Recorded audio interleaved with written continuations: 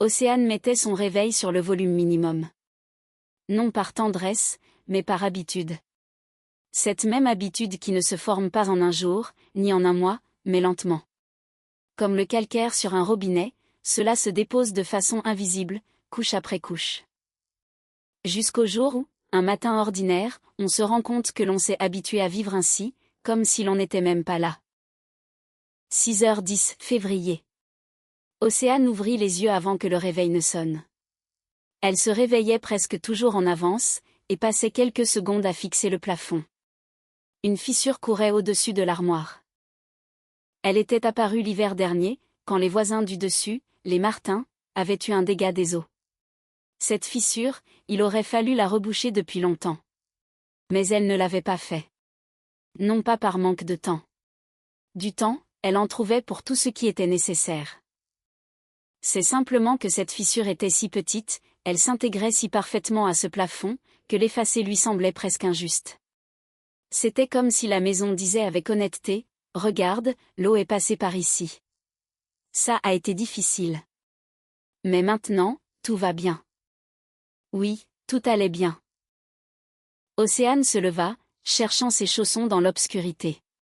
Elle trouva le premier tout de suite, près du lit. Le second se cachait curieusement dans l'encadrement de la porte.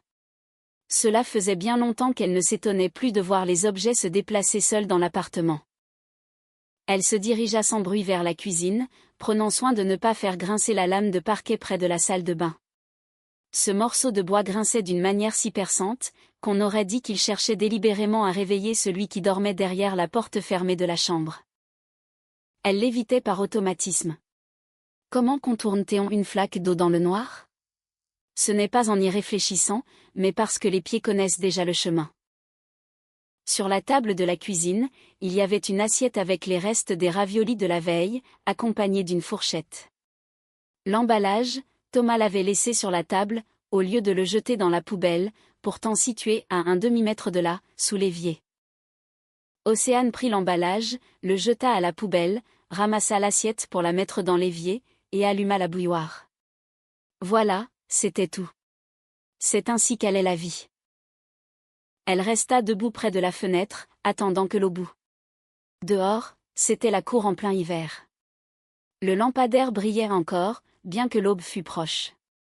Sur le banc, juste en dessous, la neige reposait, pure, nocturne et immaculée. De petites empreintes nettes, celles d'un chat, marquaient cette surface. L'animal avait longé le banc, puis tourné au coin de l'immeuble. Ses traces se perdaient là-bas, dans l'ombre, au-delà de la lumière du lampadaire. Océane fixa ses empreintes bien plus longtemps qu'il n'était nécessaire de regarder des traces de chat un matin de février. Puis, la bouilloire émit un cliquetis. Son café, elle le but debout. Pas le temps de s'asseoir. À 9h, il y avait une réunion avec le gérant, concernant le fournisseur de Saint-Étienne. Elle devait d'abord revoir les chiffres. À 11h, c'était l'analyse du 7e magasin. Il y avait là un déficit impossible à justifier, si ce n'est par une erreur du caissier, Paul. Et à 14h, elle devait présenter son rapport à Vincent Arnaud, le propriétaire de la chaîne.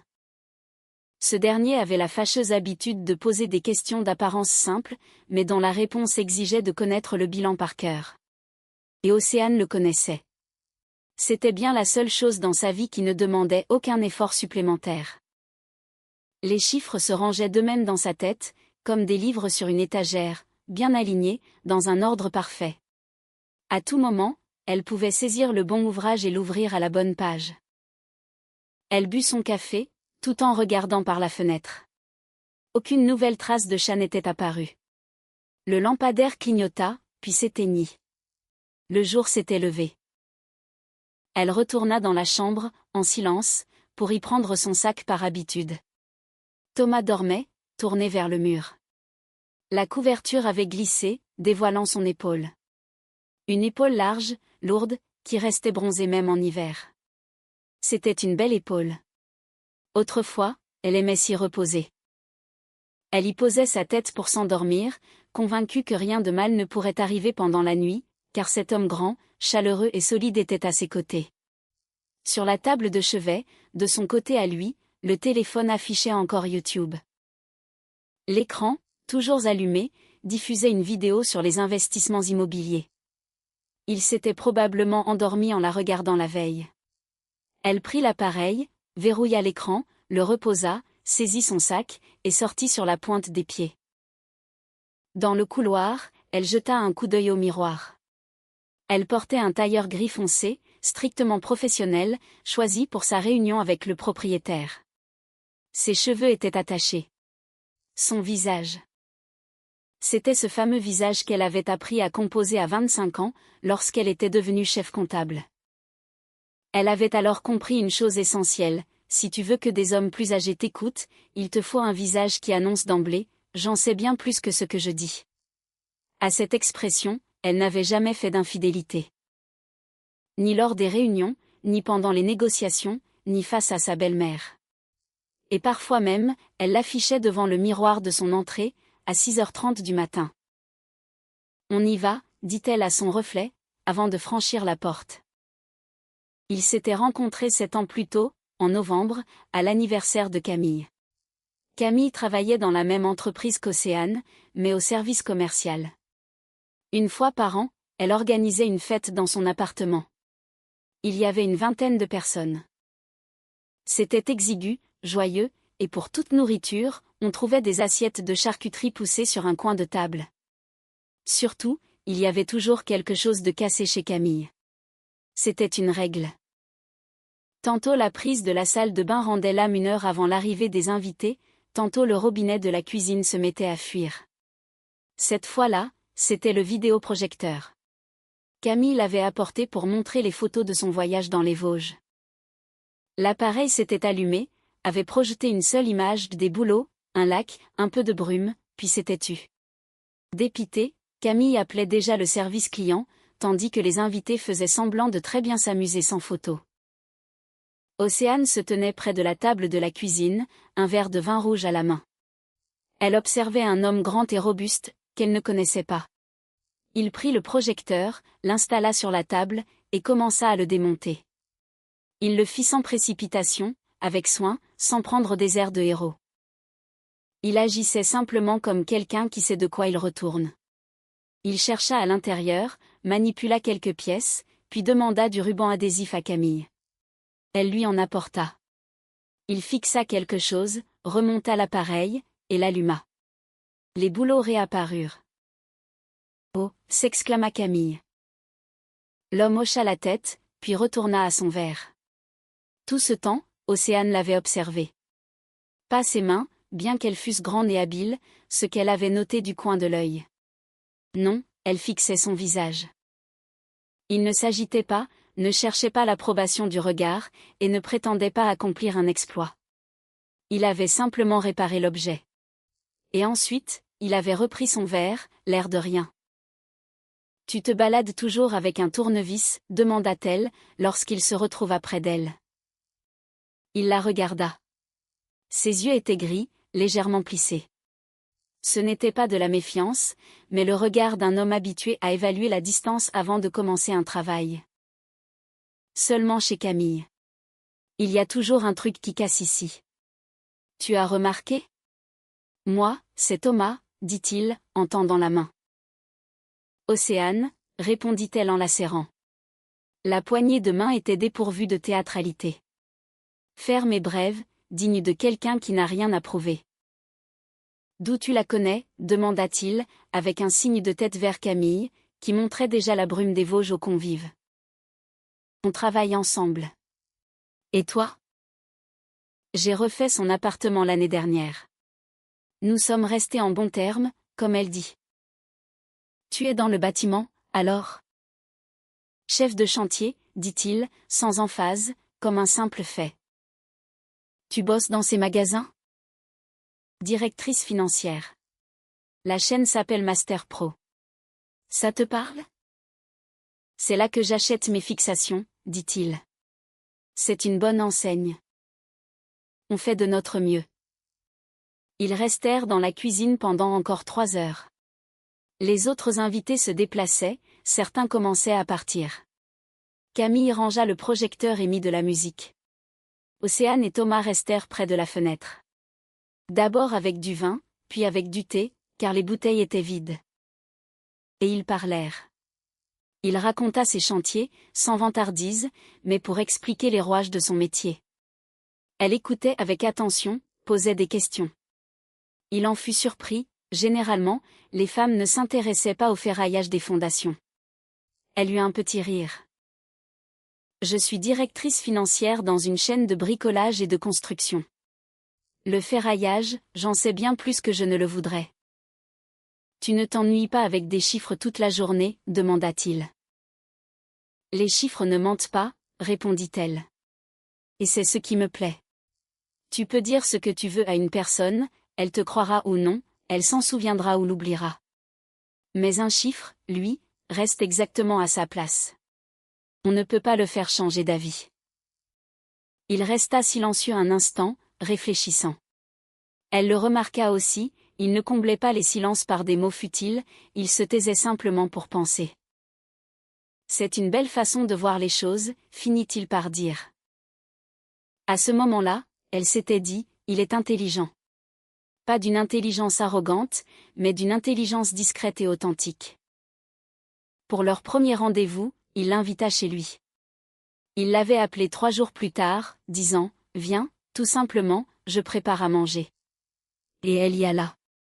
Il habitait au 5e étage d'un vieil immeuble des années 60, sur la rive gauche de Lyon.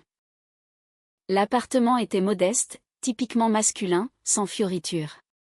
Mais les étagères de la cuisine étaient parfaitement droites. Dans l'entrée, les outils étaient soigneusement classés par taille, dans une boîte spécifique. Il n'y avait pas de rideau dans le salon, mais à travers la vitre impeccable, on voyait un parc, et ce soir-là, le coucher du soleil baignait les arbres d'une douce lumière rose. Il avait préparé un bœuf bourguignon en cocotte, et acheté un vin très correct. Pas le plus cher, mais un bon vin, elle s'y connaissait. En accompagnement, une salade de légumes frais, coupés simplement, sans aucune vinaigrette en sachet. « Tu cuisines toujours comme ça ?» demanda-t-elle. « Quand j'ai quelqu'un pour qui le faire. » C'était dit sans insistance, sans séduction artificielle, comme un simple fait. Exactement comme pour le ferraillage des fondations. Elle pensa alors, c'est lui. Après le dîner, ils s'installèrent près de la fenêtre. Ils regardaient le parc plongé dans l'obscurité, buvaient du vin, et ne parlaient plus de travail. Ils parlaient de tout le reste, de leur enfance. Il raconta qu'il avait grandi à Roanne. Que son père était mort tôt, et que sa mère l'avait élevé seul, avec son frère aîné, Romain. Il expliqua qu'il était tombé dans le bâtiment par hasard. Après le collège, il avait accompagné un ami pour un travail au noir, il y avait gagné ses premiers billets, et s'était dit, ça, je sais le faire. À son tour, elle raconta Villefranche-sur-Saône. Cette petite ville où tout le monde connaissait tout le monde, et d'où elle rêvait de partir depuis ses 18 ans. Non pas parce qu'elle y était malheureuse, mais parce qu'elle s'y sentait à l'étroit. À l'étroit, dans le sens où l'horizon lui semblait trop proche. Et tu es parti, constata-t-il. Et je suis parti. Seul. Seul.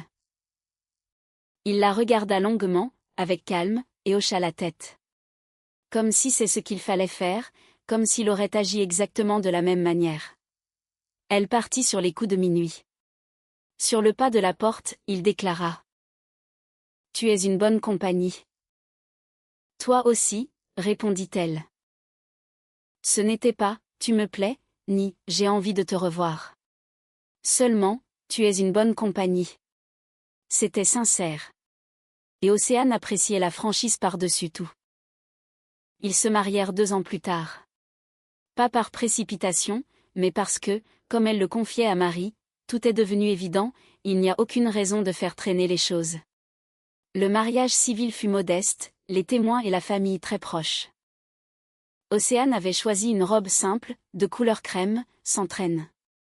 Pour la réception, ils dépensèrent exactement ce qu'ils jugeaient raisonnable. Il y avait les collègues de Thomas, les siens, et Camille, qui pleuraient sans raison apparente, alors qu'on ne pleure pas vraiment dans ce genre de fête. Ils décidèrent de s'installer chez elle. L'appartement d'Océane, situé dans un bon quartier, était spacieux et rénové. Elle avait fini d'en rembourser le crédit en 6 ans, au lieu de 15. L'appartement de Thomas, lui, fut mis en location. C'était l'idée d'Océane, et il n'y vit aucune objection. Les 3 premières années furent normales, voire heureuses. Surtout grâce à la maison de campagne. Cette maison, Océane l'avait héritée de sa grand-mère maternelle, Claudine, décédée 5 ans plus tôt. C'était une vieille bâtisse en bois, assise sur un terrain de 1200 mètres carrés, à 45 km de Lyon, dans le village de Saint-Symphorien. La maison penchait d'un côté, le porche était pourri, et personne ne savait de quand datait la dernière flambée dans la cheminée. Le jardin était en friche. Les voisins lui conseillaient, rase tout et construit du neuf. Mais Océane avait décidé de restaurer ce qui existait. Non pour faire des économies, mais parce que la maison de sa grand-mère devait rester debout. Elle y consacra 4 années de sa vie, et une somme d'argent qu'elle préférait ne pas calculer à voix haute. Elle fit redresser les fondations, remplacer les poutres maîtresses, et installer un vrai système de chauffage. Il y avait désormais une chaudière à gaz, des radiateurs, et un plancher chauffant dans la cuisine. Elle aménagea le jardin. Pas un vieux carré de pommes de terre pour retraiter, mais un vrai potager, avec de belles plates-bandes et une serre. Elle fit construire un sauna extérieur en bois, avec son vestibule. Puis vinrent les pommiers, les cerisiers, les groseilliers, et le jasmin près de l'entrée. Ça, c'était pour le plaisir, juste pour elle. C'était son refuge. Elle l'avait façonné de ses propres mains, ou du moins, par des artisans qu'elle avait embauchés, payés et dirigés. Elle connaissait chaque clou, chaque recoin de ce lieu. Elle connaissait presque chaque pommier par son prénom. Enfin, pas vraiment, mais elle se rappelait exactement quand elle les avait plantés. Durant ces premières années, Thomas l'aida véritablement. Il ne se contentait pas de lui tendre les outils, il travaillait à ses côtés, épaule contre épaule. Lors du premier été de leur mariage, ils refirent le toit ensemble. L'ancienne toiture fuyait, et il fallait poser des tuiles en métal. Ils auraient pu engager des ouvriers, mais il avait dit, « Je vais le faire. Aide-moi juste un peu. » Et ils le firent. Elle passait les plaques par en bas, et il les fixait en haut. La chaleur était si écrasante que l'air vibrait au-dessus du jardin. D'en bas, elle lui criait des bêtises, dont elle ne se rappelait même plus les détails. Quelque chose du genre, s'il venait à tomber, il ferait bien de viser un endroit moelleux. Il riait si fort qu'elle en prit peur, craignant qu'il ne glisse pour de bon. Mais il ne tomba pas. Le soir, ils s'assirent dans la cour, sur un banc de fortune fabriqué avec des planches. Le sauna n'était alors qu'un projet. Ils se lavèrent avec l'eau tiédie dans un tonneau, tout en buvant du cidre bien frais.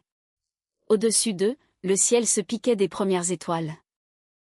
Une grenouille coassait quelque part dans les buissons. Assise près de lui, épaule contre épaule, elle s'était fait cette réflexion très sérieuse, c'est ça, la vie. Exactement ça. Pas les dîners au restaurant, pas les vacances luxueuses. Mais un toit refait, du cidre, et la certitude que l'homme assis à côté de moi ne baissera jamais les bras. Sur le mur de la maison, juste au-dessus de la commode, une photo encadrée de cet été-là était toujours accrochée. Ils portaient tous deux leurs vêtements de travail. Lui avait un casque, et elle, les bras levés au ciel, riait aux éclats, les yeux plissés par le soleil. C'étaient les visages radieux de 2 personnes qui venaient d'accomplir quelque chose de leurs propres mains. À plusieurs reprises, elle s'était dit, il faut que je l'enlève. Mais elle n'y pensait jamais bien longtemps, et la photo restait là. L'entreprise où travaillait Thomas, Bâti Région, s'était effondrée brutalement, d'une manière assez sale. Le directeur, Vasseur, magouillait les appels d'offres depuis 2 ans. Il décrochait des marchés publics, versait des pots de vin aux bonnes personnes, et empochait le reste via des sous-traitants fictifs. Quand le pot aux roses fut découvert, les enquêteurs débarquèrent. D'abord pour un contrôle, puis avec un mandat. L'entreprise fut mise à l'arrêt. Tous les employés furent licenciés, officiellement pour motif économique. Les indemnités furent versées légalement. Vasseur, lui, partit répondre de ses actes devant la justice.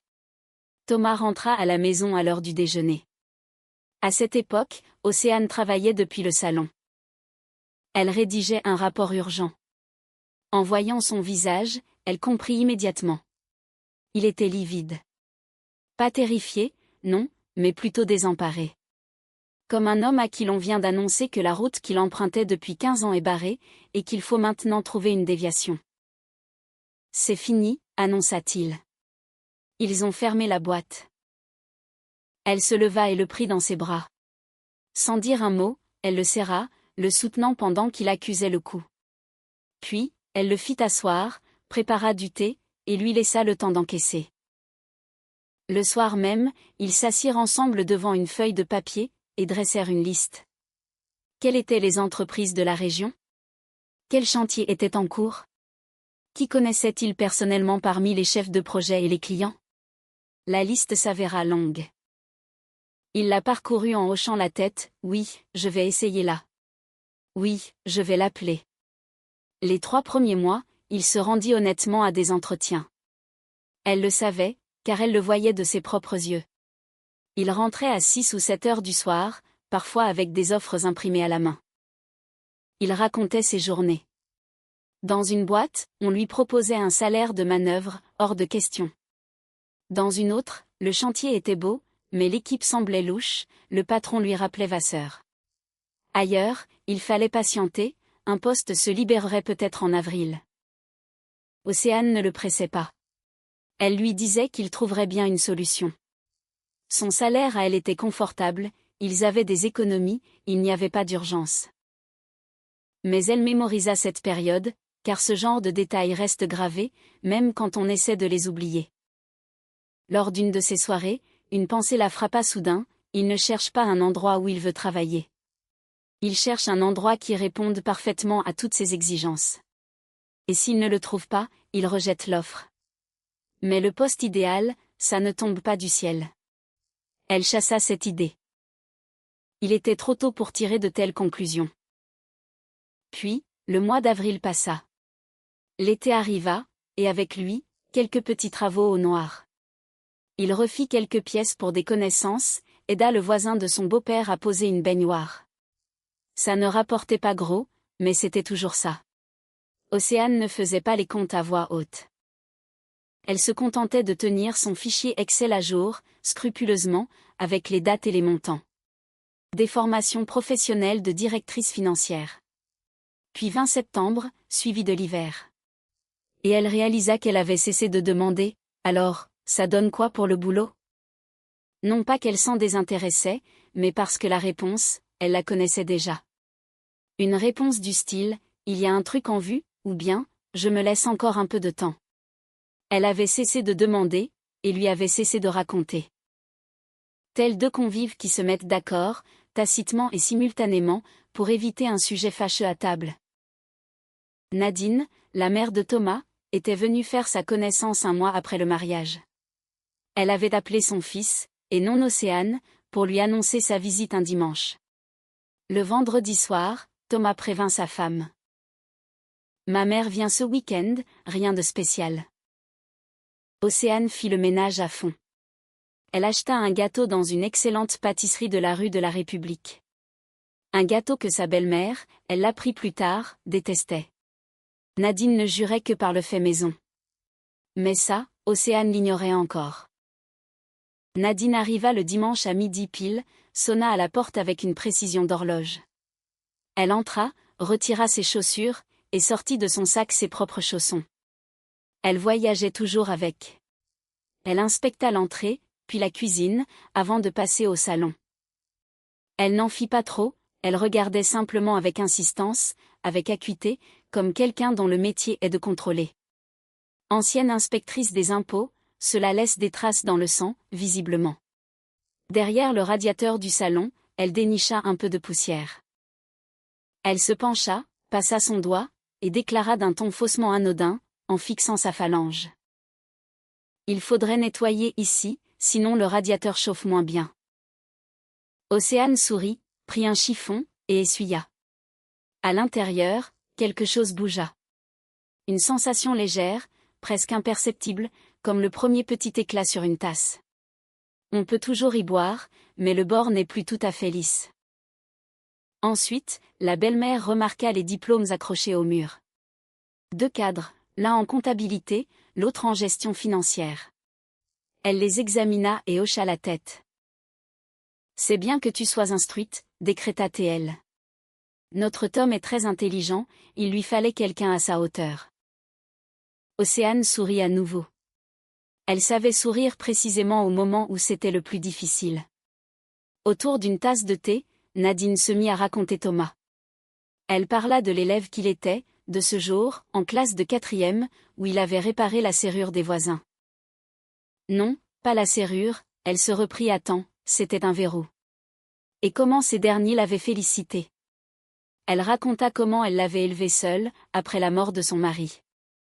Les difficultés traversées, et le fait que Thomas ne lui avait jamais, au grand jamais, donné matière à se plaindre. Le fil idéal. Parfait. Océane sirotait son thé en silence, l'écoutant attentivement. C'était un beau portrait, brossé avec un soin infini, avec l'amour maternel dans chaque coup de pinceau. Elle ne contredit pas ce portrait. Elle se contenta de regarder l'homme assis à côté d'elle. Thomas souriait aux paroles de sa mère avec une expression habituée, et Océane se demanda, que pense-t-il vraiment de cette image? Ressemble-t-elle à la réalité? Plus tard, Océane et Nadine se retrouvèrent seules dans la cuisine. Thomas était allé vérifier quelque chose sur son ordinateur. Soudain, sans la moindre introduction, la belle-mère déclara. « Prends bien soin de mon Tom. Il est doux, il est gentil. Et les hommes comme lui, on en profite souvent. » Océane la dévisagea. « Je comprends, finit-elle par dire. » Nadine hocha la tête, satisfaite, comme quelqu'un qui a reçu la réponse escomptée. Elle débarrassa sa tasse, se leva, et partit à 3 heures précises, selon le programme établi. Océane mit un long moment à laver la vaisselle après son départ. Il n'y en avait pas beaucoup, pourtant. Elle frottait et repensait à cette phrase, « on en profite souvent ». Quelle curieuse expression pour décrire un homme adulte. Doux, gentil, dont on abuse. Qui, on? La vie. Les autres? Ou bien cela signifiait-il, toi, Océane, fais bien attention à ne pas lui faire de mal? Elle balaya cette idée. C'était normal, après tout. Une mère aime son fils. C'est légitime. C'est même une très bonne chose. Février, le soir. Thomas était devant l'ordinateur. L'écran affichait une vidéo sur la création de revenus passifs via les plateformes de commerce en ligne. Le jeune homme en chemise blanche parlait de flux de trésorerie et de seuil de rentabilité. Sa voix, débordante d'enthousiasme, sonnait un peu faux. Thomas l'écoutait avec attention, ou, du moins, il en donnait l'impression. Océane franchit la porte de l'appartement à 20 heures. Elle portait 3 lourds sacs de courses du Carrefour, avec assez de provisions pour la semaine. En plus de cela, elle avait fait un détour par la fromagerie de la rue de la République pour lui acheter son fromage à pâte dure préféré, du vieux Gouda, qui coûtait très cher. Elle en avait pris un petit morceau, simplement parce que la veille, il avait soupiré, « Dommage, il n'y a plus de fromage. » Et voilà, elle en avait acheté. « Salut », lança-t-il à son écran. « Salut », répondit-elle. Elle enleva ses chaussures, porta les sacs jusqu'à la cuisine, les posa sur la table, et commença à les vider. Lait, œufs, pain, sarrasin, filet de poulet. Elle mit le fromage de côté et le rangea dans le réfrigérateur, sur l'étagère du milieu, exactement là où il le plaçait d'habitude. « J'ai pris ton fromage préféré, » annonça-t-elle. « Répondit-il. Elle ferma le réfrigérateur, plia les sacs, et se lava les mains. Pendant tout ce temps, il ne s'était pas levé. Il ne s'était pas retourné. Il n'avait pas demandé comment s'était passée sa journée. Et sa journée avait été éprouvante. Il y avait eu cette réunion concernant le déficit du 7e magasin, et elle se doutait qu'il faudrait renvoyer Paul, le caissier, ce qui n'était jamais une partie de plaisir. Elle posa les yeux sur sa nuque. Ses cheveux châtains, légèrement plus sombres à la racine. Fut un temps où elle adorait caresser ses cheveux. Juste comme ça, du bout des doigts, sans y penser, comme on le fait avec les gens qu'on aime. Et là, d'un calme plat, sans la moindre trace de douleur, comme on réfléchit à des choses devenues des faits établis, elle se demanda, quand est-ce que tout cela a commencé? Elle ne cherchait ni un « pourquoi », ni une solution. Seulement un « quand ». Y avait-il eu un moment précis, un déclencheur clair? Ou bien les choses s'étaient-elles dégradées par couches successives, comme le calcaire sur un robinet, comme la fissure au-dessus de l'armoire? Lentement, jusqu'à faire partie intégrante du paysage? Elle n'avait pas la réponse. Elle partit prendre sa douche. De l'autre côté du mur, la voix du jeune homme en chemise blanche résonnait toujours, parlant de flux de trésorerie avec une assurance monotone. La réunion de direction débutait à 8h30, et Océane n'était jamais en retard. Non pas par peur, car elle n'avait personne à redouter, c'était elle qui dirigeait la séance. Mais être en retard, c'était tout simplement inconcevable. Quand on est la directrice financière d'une chaîne de 23 magasins et que l'on exige des bilans à l'heure, la moindre des choses est d'arriver à l'heure soi-même. C'était la règle de base. L'écran de la visioconférence était divisé en 9 rectangles. Les visages des gérants, répartis aux 4 coins de la région. Certains étaient dans leur bureau, d'autres directement dans les rayons, avec des étagères d'outils en arrière-plan. Océane fixait la caméra. Devant elle, reposait la feuille récapitulative des chiffres de la semaine. Concernant le magasin numéro 4, commença-t-elle. Le chiffre d'affaires a baissé de 11% par rapport au mois dernier. Laurent, une explication? Le gérant du numéro 4, Laurent, un homme trapu d'une quarantaine d'années au visage perpétuellement rouge, balbutia une excuse sur la saisonnalité, arguant que les concurrents de chez Leroy Merlin avaient cassé les prix sur l'après. J'ai calculé l'impact de la saisonnalité, le coupa Océane, sans hausser la voix. Le coefficient saisonnier indique une baisse prévue de 3%, et non de 11%. Vous ne pouvez pas justifier les 8% restants par la saisonnalité. Faisons autrement. Il me faut une analyse de la fréquentation client sur le mois écoulé, mise en parallèle avec le panier moyen. Pour aujourd'hui, 16 heures dernier délai. Laurent hocha la tête. Elle passa au point suivant. Après la réunion, un appel du fournisseur de Saint-Étienne.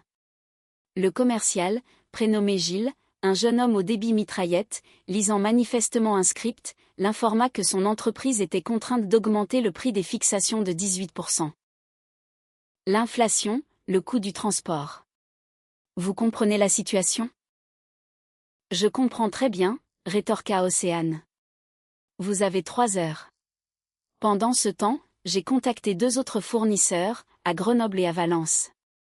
Leurs tarifs, même avec leur nouveau catalogue, sont inférieurs aux vôtres de 4% et 7% respectivement. Si vous tenez à conserver notre contrat, vous revenez à votre ancien prix, avec une augmentation de 9% maximum. C'est ma proposition. Vous avez 3 heures. Un silence pesa au bout du fil.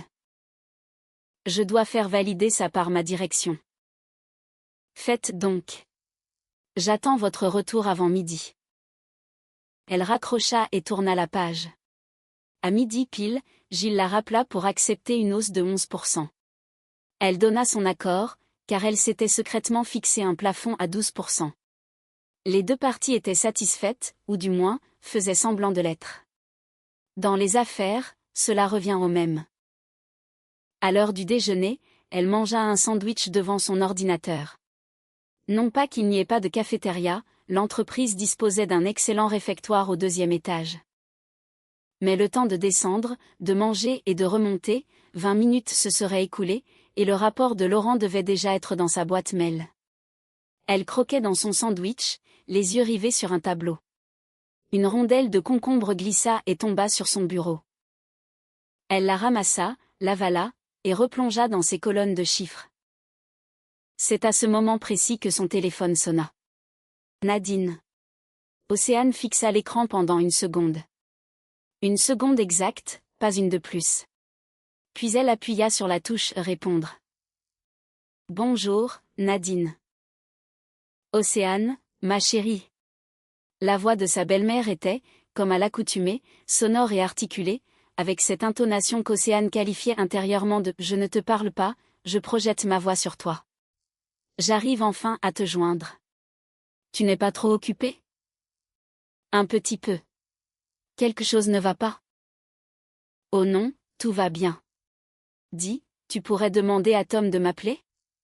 Je n'ai pas entendu le son de sa voix depuis 3 jours. Il m'a dit, mon Tom, qu'il travaillait sur un énorme projet en ce moment, qu'il était débordé. Je comprends très bien, mais je suis sa mère, après tout. Je lui transmettrai le message, Nadine.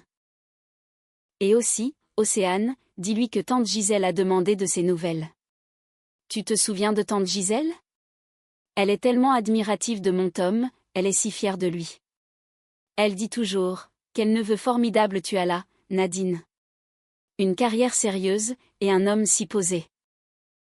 Entendu, Nadine, je lui dirai. Bon, je te laisse. Travaille bien, travaille bien. Des bips. Océane posa son téléphone sur le bureau.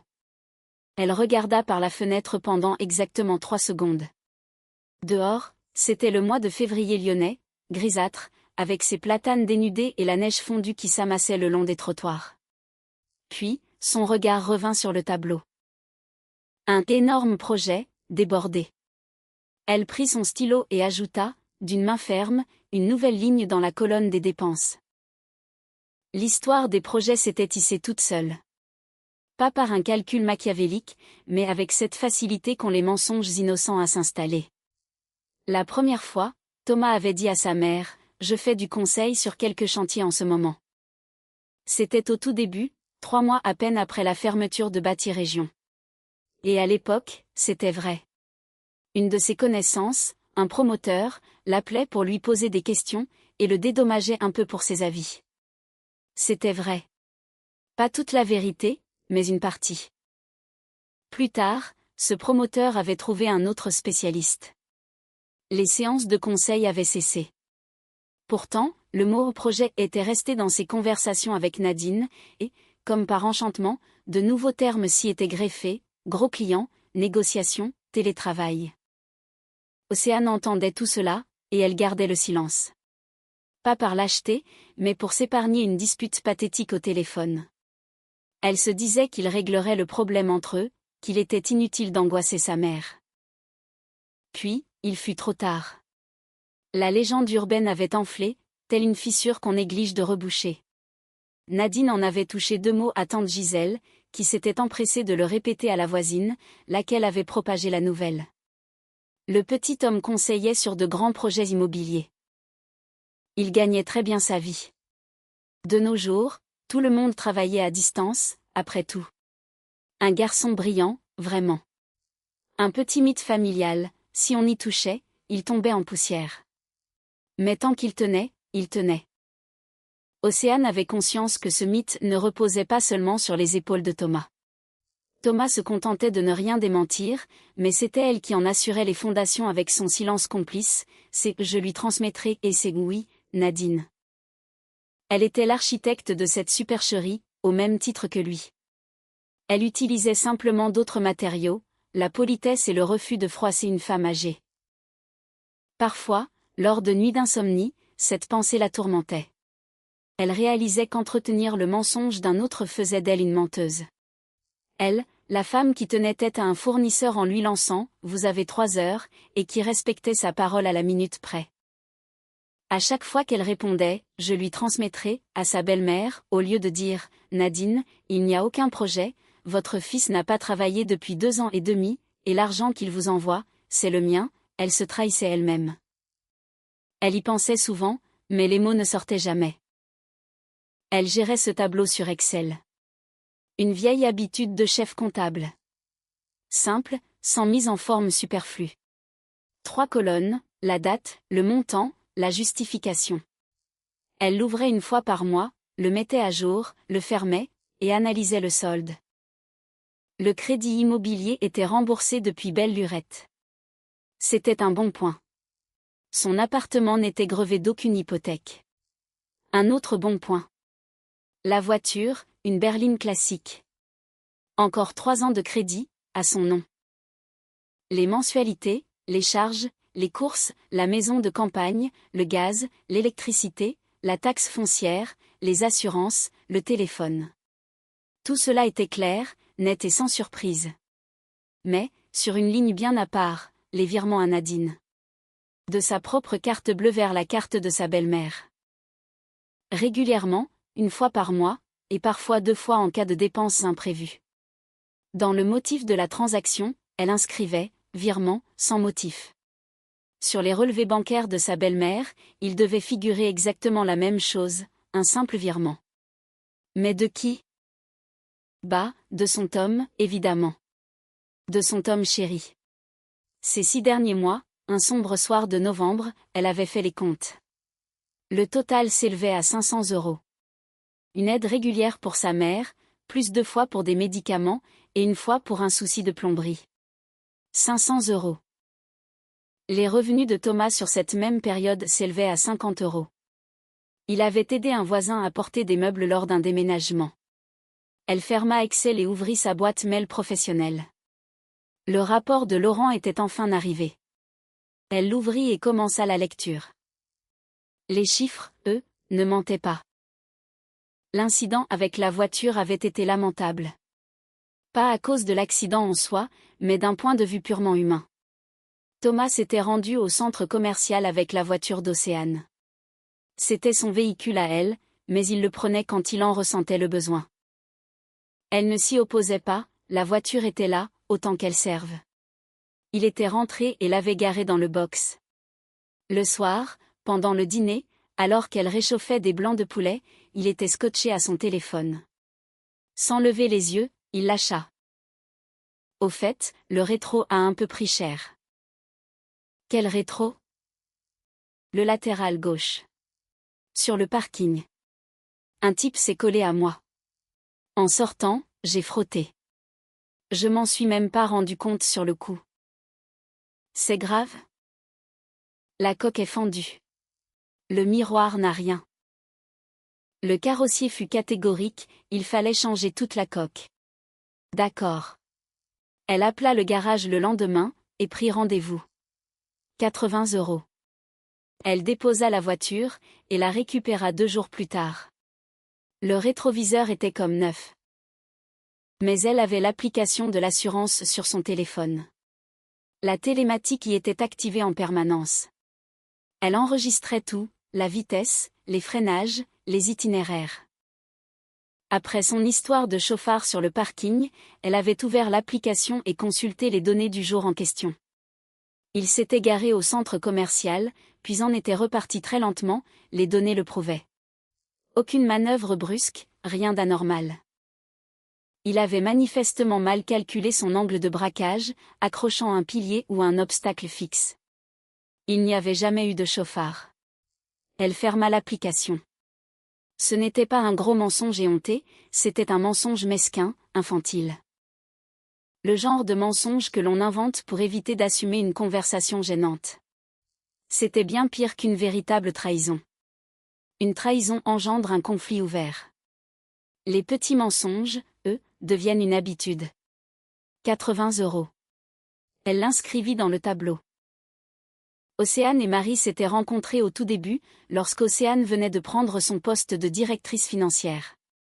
Marie, alors chef comptable, avait posé sa démission, persuadée qu'elle ne s'entendrait jamais avec la nouvelle direction.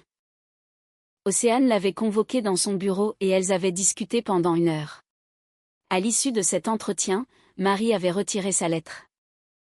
Depuis lors, soit 7 ans, elle travaillait main dans la main, cultivant cette amitié si particulière qui lie les gens qui se voient quotidiennement sans jamais se lasser l'un de l'autre. Marie était le genre de femme qui dit tout haut ce qu'elle pense.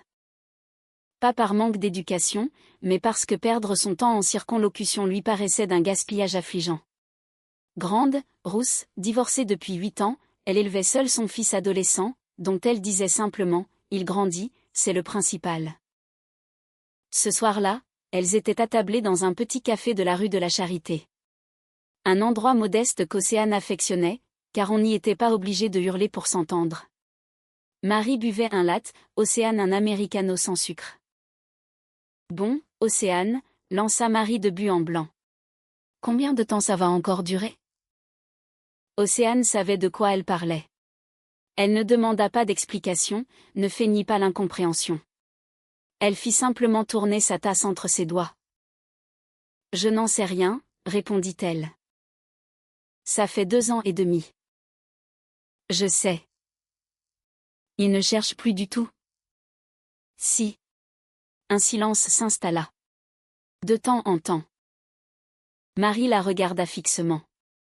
Son regard se passait de mots. Il contenait à lui seul toutes les phrases qu'elle aurait pu prononcer, mais qu'elle gardait pour elle. On vit correctement, se défendit Océane. Je gère la situation. Je sais que tu gères. Tu gères toujours tout.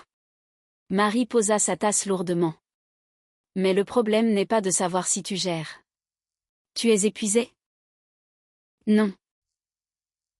Menteuse. Océane baissa les yeux sur son americano. Une petite surface noire. Pas de mousse, pas de fioritures, juste le café dans sa plus simple expression. Un peu, finit-elle par admettre. Un peu? Tu dis ça sérieusement, ou c'est encore pour faire joli? Marie. Bon, très bien. Marie s'enfonça dans sa chaise. Le truc, c'est que je te vois tous les jours. Ce matin, tu étais au bureau à 8 heures. Ce soir, à 20 heures, tu répondais encore aux mails. Et après ça, tu as filé faire les courses. Si tu appelles ça être un peu fatigué, c'est uniquement dans ton propre système de coordonnées. Océane ne rétorqua rien, car son ami avait raison. Mais prononcer les mots, tu as raison, à voix haute, c'était s'autoriser une faiblesse qu'elle se refusait. Peut-être qu'il va avoir un déclic, hasarda-t-elle finalement. Marie la regarda longuement. Un silence d'une telle densité qu'il englobait l'intégralité de la question non posée, et s'il n'en a pas? Elles terminèrent leur café en parlant boulot, du rapport de Laurent, et du fait que Marie devait impérativement changer ses pneus d'hiver. Elles se séparèrent peu après 20 heures. En rejoignant sa voiture sous la pluie fine, Océane se fit la réflexion que Marie était bien la seule personne à qui elle osait avouer la vérité. Et encore, même cette vérité-là sortait de sa bouche de manière bien plus édulcorée que la réalité. Un peu. La journée de Thomas débutait à 10 heures, parfois 10h30. Ce n'était pas un reproche, juste un constat. Elle le savait pertinemment, car elle recevait son SMS, « Debout, tout va bien », en réponse au message qu'elle lui envoyait chaque matin à 9 heures, lors d'un rare moment de répit entre 2 réunions. Il répondait à 10 heures, plus rarement vers 10h30. Il se levait, se préparait un café. La machine à grains, qu'ils avaient achetée 2 ans plus tôt, n'avait aucun secret pour lui. Il l'utilisait d'ailleurs bien mieux qu'elle. Ensuite, il ouvrait son ordinateur, se connectait sur les sites d'emploi, et parcourait les offres pour un poste de chef de chantier à Lyon. Cela lui prenait 15 minutes, tout au plus.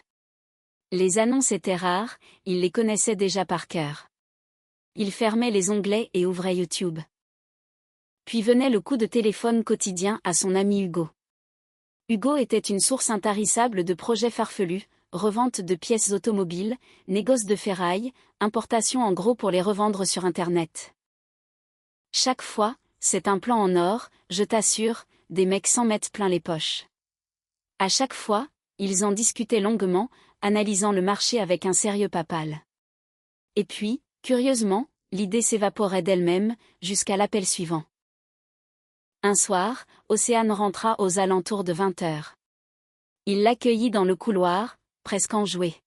« Écoute, j'ai une super opportunité. » « Je t'écoute. » Hugo a dégoté un fournisseur de pièces détachées pour voitures coréennes. Des lots en gros, 3 fois moins cher que le prix du marché. Je te jure. 3 fois moins cher, il a vérifié. On achète le stock, on revend sur Leboncoin et sur les marketplaces. Ça marche du tonnerre, plein de gars font ça. Océane accrocha son manteau, retira ses chaussures. Il faut d'investir? Bah, pour démarrer, pas énorme. Dans les 2000, peut-être 2500 €. Non. Un lourd silence s'installa. Océane, franchement, c'est une somme dérisoire pour monter une affaire. Thomas, le regarda TL avec un calme olympien. 2000 €, c'est une somme dérisoire pour une entreprise qui a un business plan, un statut juridique, un compte pro et qui a déjà réalisé au moins une vente. Or, Hugo n'a strictement rien de tout ça. Non. Il marqua une pause. Bon, d'accord, lâcha-t-il. Je vais y réfléchir encore un peu. Il se traîna jusqu'au salon, s'échoua sur le canapé et mit une série policière avec le son au minimum. Elle se dirigea vers la cuisine, remplit la bouilloire, et resta plantée là, à le scruter depuis l'encadrement de la porte. Affalée devant la télé, une jambe jetée par-dessus la coudoir. Cet homme imposant, chaleureux, sur qui elle pouvait autrefois s'appuyer. Elle se répétait qu'il n'était pas mauvais. Ça, elle en était certaine.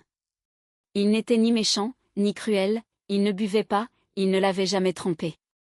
Il s'était tout simplement arrêté de fonctionner.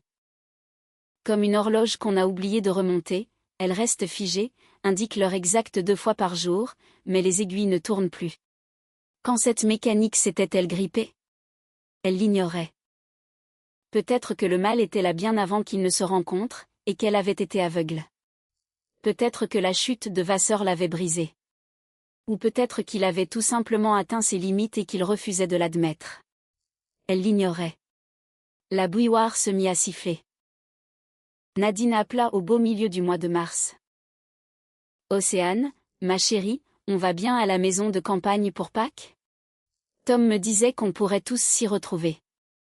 J'adore tellement cette maison, l'air y est si pur, c'est un vrai paradis.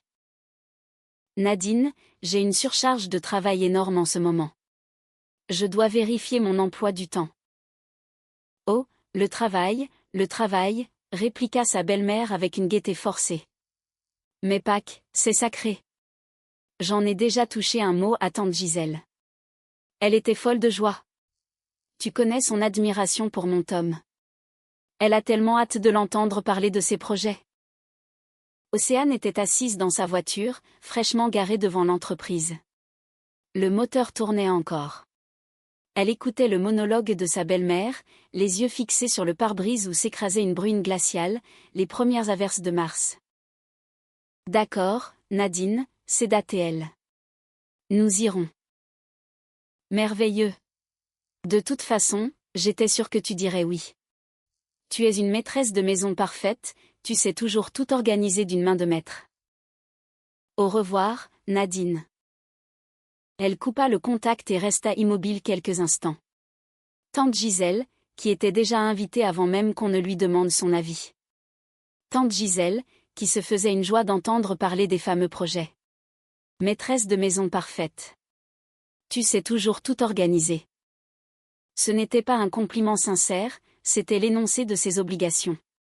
Océane sortit de sa voiture, remonta le col de sa veste. La pluie fine avait le goût amer de février, même si mars était déjà là. Elle marcha vers son bureau. Là-bas, l'attendait le rapport de Laurent, un appel du fisc concernant le magasin numéro 7, et un email du fournisseur de Grenoble contenant sa nouvelle grille tarifaire. Elle commença par répondre à l'email. C'était la tâche la plus simple, et parfois, il est salvateur de commencer par ce qui est facile. Fin mars, le téléphone sonna de nouveau. C'était Nadine, et le ton était bien différent. Océane, chérie. J'ai un gros souci de tuyauterie dans la salle de bain. Le plombier me demande 120 €. Je sais que mon Tom est débordé avec ses gros projets en ce moment, alors je me disais. Tu pourrais peut-être me faire un petit virement avec ta carte, et il te remboursera plus tard? Océane ouvrit son application bancaire, sélectionna le contact, Nadine M.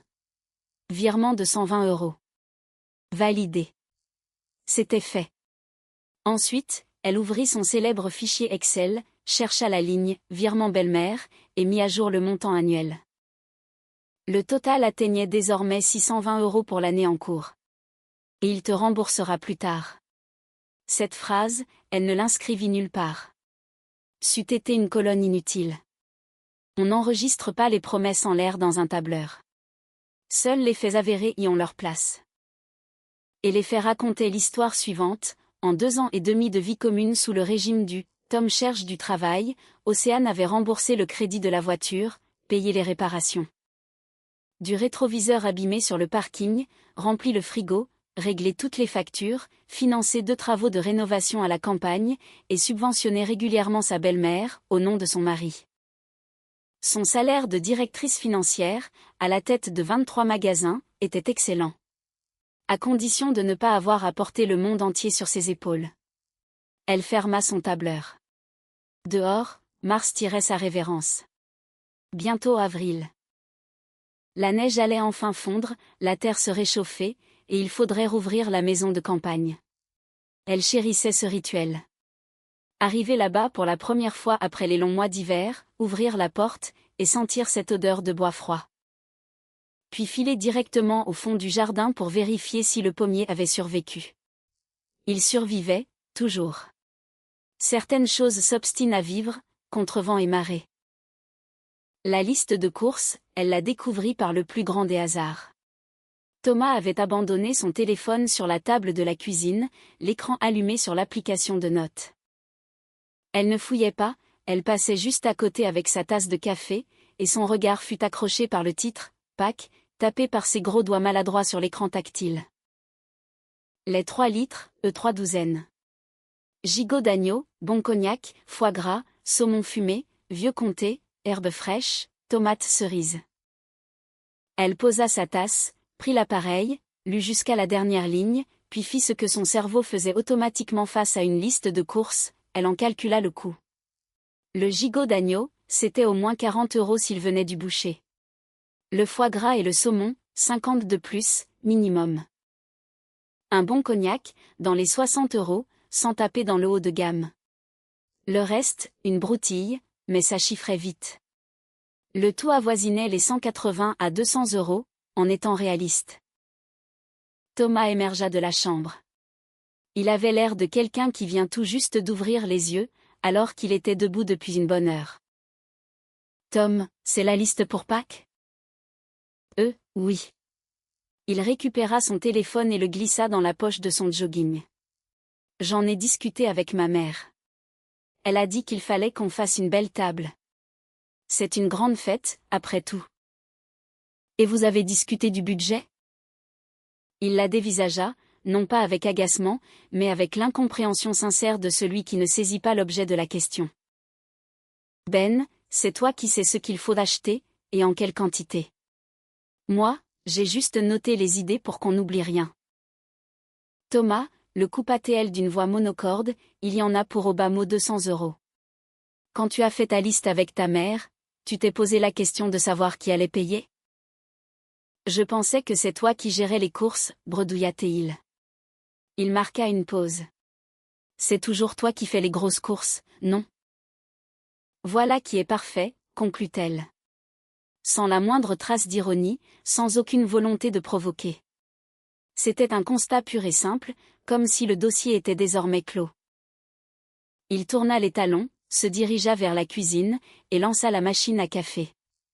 Le moulin gronda, et l'arôme puissant de l'espresso envahit la pièce. Planté dans l'encadrement de la porte, Océane contemplait son dos.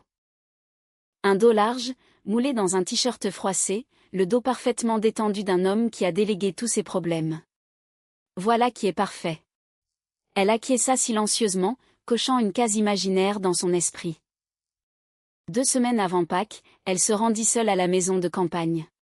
C'était un vendredi, après sa journée de travail. Le coffre de la voiture était plein à craquer, 3 sacs remplis de denrées non périssables, de conserves et de surgelés. Elle avait pour habitude d'anticiper. Il fallait aérer la maison, allumer le chauffage, et s'assurer que l'hiver n'avait pas fait de dégâts. Et en général, il y en avait.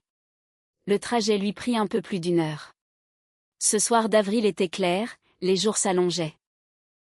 À l'horizon, le ciel s'embrasait d'un orange éclatant, comme si le soleil avait oublié de s'éteindre. De part et d'autre de la route, les bouleaux dressaient leurs troncs encore nus, mais la métamorphose était palpable. Les bourgeons gonflaient, les branches prenaient une teinte plus foncée, trahissant cette sève impatiente, prête à exploser. Elle arriva à Saint-Symphorien vers 19 h. Le village comptait à peine 60 âmes, pour la plupart des retraités. Le chemin de terre qui menait à la propriété, rendu boueux par les averses d'avril, fit tressauter la berline. Elle se gara dans l'allée, coupa le moteur, sortit, et resta immobile un instant. Ce silence-là n'existe qu'à la campagne. Non pas une absence totale de bruit, mais une strate sonore différente. Le pépiment lointain d'un oiseau, le murmure de l'eau s'écoulant dans un fossé, le vent frôlant les bouleaux derrière la clôture. Les grenouilles se taisaient encore, c'était un peu tôt pour elle. Elle déverrouilla la porte d'entrée. L'odeur familière la saisit, un mélange de bois, de froid, et ce parfum indéfinissable propre aux maisons restées closes tout l'hiver. Ce n'était pas une odeur de renfermé, plutôt celle d'un air figé dans le temps, en attente de vie. Elle alluma les lumières, fit le tour du propriétaire. Tout était à sa place, exactement comme elle l'avait laissé en octobre. Pas de fuite, pas de casse. Elle mit la chaudière à gaz en route. L'appareil émit son cliquetis caractéristique avant de ronronner. Cette chaudière, elle l'avait choisie en personne. Elle avait écumé les magasins spécialisés, épluché les fiches techniques, interrogé des artisans. C'est elle qui avait supervisé l'installation, 3 ans auparavant, et l'équipement ne l'avait jamais lâché. Elle vida les sacs de course, rangea les provisions dans les placards. Dans le réfrigérateur, elle dénicha une vieille boîte de thé oubliée, s'en prépara une infusion, remplit un thermos, et sortit sur le porche. Ce perron était la dernière chose qu'elle avait rénovée. L'année précédente, elle avait fait arracher les marches pourries pour les remplacer par du mélèze massif. Imputrescible, antidérapant, résistant aux gels les plus rudes. Elle avait fait refaire la balustrade à l'identique. Le résultat était magnifique, sobre, robuste, sans ostentation. Assise sur la première marche, les 2 mains serrées autour de son thermos, elle contemplait son jardin. Le potager dormait encore à point fermé. La terre lourde et sombre commençait tout juste à dégeler, encadrée par l'herbe morte de l'automne dernier. La serre attendait son heure. Et le pommier. Ce fameux pommier qu'elle avait planté lors de son premier été ici, alors qu'il n'était qu'une brindille, arborait fièrement ses bourgeons gonflés. Océane l'examina. Vivant. Il avait survécu. Elle connaissait cette parcelle de terre sur le bout des doigts. Elle savait où la terre, trop argileuse, réclamait du sable, et où elle conservait l'humidité. Elle savait que le jasmin, près de la clôture gauche, devait être taillé sévèrement en avril, sous peine d'étouffer les groseilliers. Elle savait que sous le vieux poirier, près du voisin, pousseraient les premiers brins d'herbe tendre. C'était chez elle. Pas chez nous. Chez elle. Chaque clou, chaque tuile, chaque massif. Elle s'en fit la réflexion avec une tranquillité absolue, sans amertume, ni fierté mal placée. C'était un simple fait. Cet endroit lui appartenait. Et dans une semaine, Nadine et tante Gisèle débarqueraient ici pour régner sur sa cuisine. Elle vida sa tasse, se leva, et partit inspecter la serre. Océane n'apprit la nouvelle que le mercredi. À 9 jours de Pâques. Assise à la table de la cuisine avec son ordinateur portable, elle planchait sur son bilan trimestriel. Thomas traînait dans le salon. « Au fait, Océane, cria-t-il. T'es je dis ce que m'a dit ma mère ? Finalement, Pierre vient avec nous pour Pâques. » Elle leva les yeux de son écran. « Pierre ? C'est qui, Pierre ? » Mon cousin Germain, avec sa femme. Tu ne l'as jamais vu, il vient de Saint-Étienne. C'est un type super. Tom, ça nous fait combien de personnes au total ? Ben. Il se mit à compter sur ses doigts, ce qui avait quelque chose de profondément pathétique pour un homme de 38 ans. Nous deux, maman, tante Gisèle, Pierre et Nathalie, et... Ah oui, Sylvie. Qui ça ? La vieille amie de maman. Elles travaillaient ensemble aux impôts. Elle est veuve, maman a pitié d'elle. Océane rabattit l'écran de son ordinateur et le fixa. Thomas, ça fait 8 personnes. Nous y compris. 8. Bah, la maison est grande, il y a des pièces. Il y a 2 chambres. L'une d'entre elles est si petite qu'on peut à peine y caser un lit simple et une table de chevet. Bah, certains dormiront sur le canapé. Il n'y a qu'un canapé. On mettra des matelas par terre. Elle ne le quittait pas des yeux. Il avait dit cela avec le plus grand des calmes, sans la moindre ironie, sans réaliser une seule seconde que faire loger 8 personnes avec 2 chambres et un canapé, ce n'était pas mettre des matelas par terre. C'était un casse-tête logistique. Un casse-tête qu'elle, et elle seule, allait devoir résoudre. C'était elle qui se lèverait à 7 heures du matin pour cuisiner pour 8 estomacs, elle qui vérifierait que le ballon d'eau chaude suivrait la cadence, car la chaudière n'était pas prévue pour un tel débit et nécessiterait des réglages manuels. On trouvera bien une solution, conclut-il. On improvisera sur place. On improvisera, répéta-t-elle comme un écho. Le mot resta suspendu dans l'air, étrange, comme si elle venait de prononcer un mot dans une langue morte. Elle rouvrit son ordinateur, lança son navigateur, et chercha des lits de camp pliants livrables avant le samedi. Elle en sélectionna 2, valida son panier, et paya. 60 €. Elle ajouta la dépense à son fichier Excel. Cette semaine-là, elle affronta un contrôle fiscal. Ce n'était ni le premier, ni le plus effrayant de sa carrière. Un contrôle de routine, parfaitement maîtrisé. Seulement, il ciblait 2 de ses magasins simultanément. Les inspecteurs débarquèrent le mardi, avec 2 heures d'intervalle, dans le magasin numéro 3 et le numéro 12. Océane prit en charge le numéro 3, déléguant le numéro 12 à son adjoint, André. Un excellent professionnel, mais qui, sous pression, avait tendance à perdre ses moyens. Elle resta barricadée 5 heures durant dans le magasin numéro 3. L'intégralité des dossiers était impeccable. Elle mettait un point d'honneur à tenir une comptabilité irréprochable.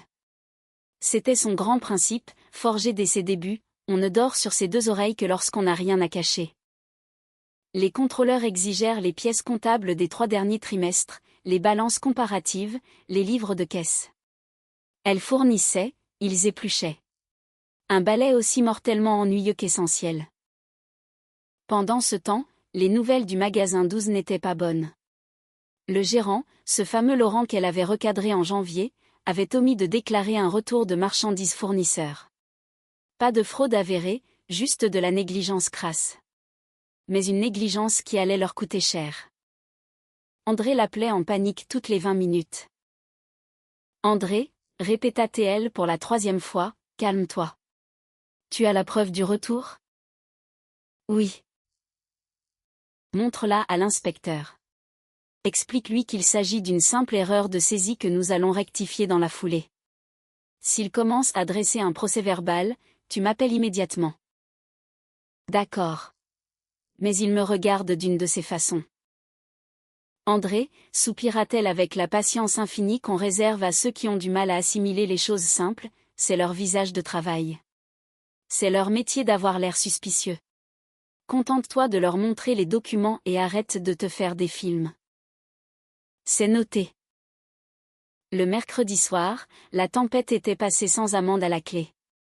Juste une observation mineure pour le numéro 12, corrigée dans l'heure. Océane rédigea la note explicative, la signa, et l'expédia. Ensuite, elle passa un coup de fil personnel à Laurent pour lui exposer sa façon de penser concernant sa négligence. Ses mots furent brefs, sans hurlement, mais d'une limpidité absolue. Il encaissa en silence, et finit par balbutier, ça n'arrivera plus. Le jeudi, elle travailla jusqu'à 22 heures. Elle analysa les conséquences de l'inspection, mit à jour les directives internes, et rédigea un email à l'ensemble des gérants pour préciser ce qui ne devait absolument plus se reproduire, et comment l'éviter. Le vendredi, réunion de direction, suivie d'un point avec Laurent sur le 4e magasin.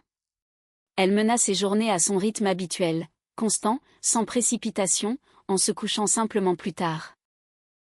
Et chaque soir, lorsqu'elle regagnait son domicile après 22 heures, découvrant les vestiges de la journée de Thomas, une tasse, un paquet de biscuits entamés. Un coussin de canapé jeté au sol, elle n'y accordait que le temps nécessaire pour ramasser l'objet et le remettre à sa place, sans s'y attarder. Un soir, en entrant dans la cuisine pour se servir un verre d'eau, elle capta son propre reflet dans l'obscurité de la fenêtre. Elle s'immobilisa un instant, perdue dans ses pensées. J'occupe 2 emplois. Le premier est officiel, avec un salaire et un titre. Le second est bénévole, sans titre. Il s'appelle la famille. Elle avala son eau et partit se coucher. Le samedi précédent Pâques, ils arrivèrent à la maison de campagne, avec Thomas au volant. Les invités étaient attendus le lendemain à 11h. Océane avait préparé les bagages dès le vendredi soir, optimisant chaque sac pour gagner du temps au départ. Elle espérait partir tôt, mais il avait traîné, et ils ne quittèrent Lyon qu'à 15h. Ils arrivèrent à 17h. La maison était déjà douillette. Le matin même, elle avait passé un coup de fil à Marcel, le voisin permanent, pour qu'il enclenche la chaudière. Marcel s'était exécuté, et avait même eu la délicatesse de balayer le porche. Elle l'avait rappelé pour le remercier. Il avait grogné de rien, bourru et raccroché. Pendant qu'elle vidait les sacs et organisait son plan de travail dans la cuisine, Thomas fit le tour du propriétaire, avant de revenir faire son rapport. « Tout est en ordre là-bas », annonça-t-il.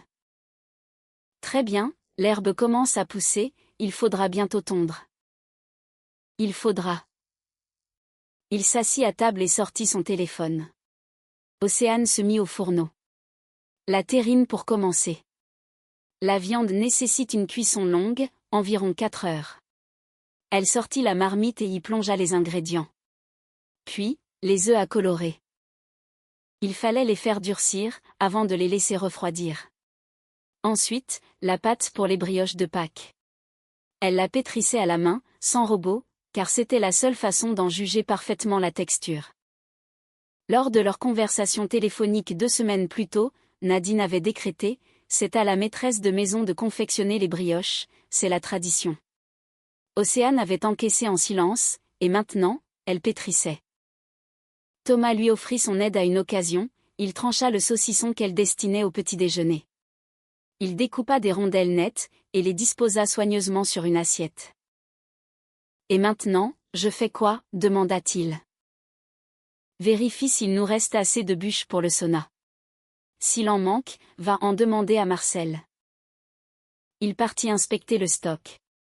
15 minutes plus tard, il revint en déclarant « C'est bon pour le bois ». Il s'installa alors devant la télévision du salon. 1 heure plus tard, il passa la tête dans la cuisine. « Tu t'en sors ? » ?»« Je m'en sors. » »« Parfait. » Et il retourna à son programme. À 22h, le plus gros du travail était achevé. La terrine figeait dans le réfrigérateur, les brioches avaient levé dans le four, et les œufs refroidissaient sur un linge. Il ne resterait plus qu'à l'éteindre le lendemain. Elle avait prévu des pelures d'oignons et des colorants naturels. Il fallait encore tailler les légumes et sortir le gigot de sa saumure, où il marinait depuis le matin. Thomas était déjà profondément endormi. Sa respiration calme et cadencée filtrait à travers la porte close de la chambre. Océane se retrouva seule dans la cuisine. Derrière la vitre, la nuit d'avril enveloppait la campagne, silencieuse, obscure, chargée du parfum de la terre dégelée qui s'insinuait malgré les fenêtres fermées. Le concert des grenouilles avait commencé. Toujours cette même grenouille dans la mare derrière la clôture, la première à donner de la voix chaque printemps. L'horloge murale indiquait minuit moins le quart. Elle se tenait devant la gazinière, surveillant les brioches dans le four. Elles avaient monté parfaitement, comme prévu. Dorées sur le dessus, denses et appétissantes. Le lendemain, Nadine se contenterait d'un « ce n'est pas mal ». C'était la plus haute distinction qu'elle accordait à sa belle-fille. Océane balaya du regard la table qui, demain, deviendrait le centre des festivités. 8 assiettes. 8 parures de couverts qu'elle avait achetées pour l'occasion, l'ancien service étant incomplet. Des verres à vin, un petit vase accueillant quelques branches de saule dénichées le matin même. Elle orchestrait une fête. Une réception pour 8 personnes, sous son propre toit, façonnée de ses propres mains, avec des vivres payés par sa propre carte bancaire. Et le lendemain, Nadine lèverait son verre. En l'honneur de qui ? Océane ne le savait pas encore avec certitude, mais l'atmosphère nocturne de cette cuisine lui soufflait une évidence, pas en son honneur à elle. Elle sortit les brioches du four, les mit à refroidir, éteignit la lumière principale pour ne laisser qu'une petite veilleuse près de la fenêtre, et alla se coucher.